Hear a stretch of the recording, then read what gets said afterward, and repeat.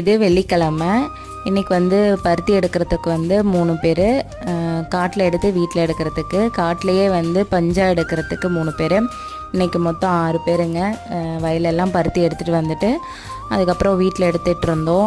அப்புறம் எல்லாம் பருத்தி எடுத்துகிட்டு போனதுக்கப்புறம் 6 மணிக்கு மேலே பசங்க வந்ததுக்கப்புறம் அவங்களுக்கு டீ வச்சு கொடுத்துட்டு நானும் சமைச்சிட்டு பஞ்சா எடுத்தாங்கள்ல அதெல்லாம் வந்து சாக்கிலேயே இருந்தது, அதெல்லாம் கொட்டி உடச்சி விட்டாச்சுங்க. போன டைம் எடுத்த பஞ்செல்லாம் அப்படியே கொட்டி கொட்டி அப்படியே வச்சுட்டேங்க. இந்த டைம் சரி அப்படியே அட்டி மாதிரி பிடிச்சிடலான்ட்டு அப்படியே பருத்தி கொட்டி விட்டு அப்படியே சதுரமாக பிடிச்சிட்டா அதாங்க அட்டி.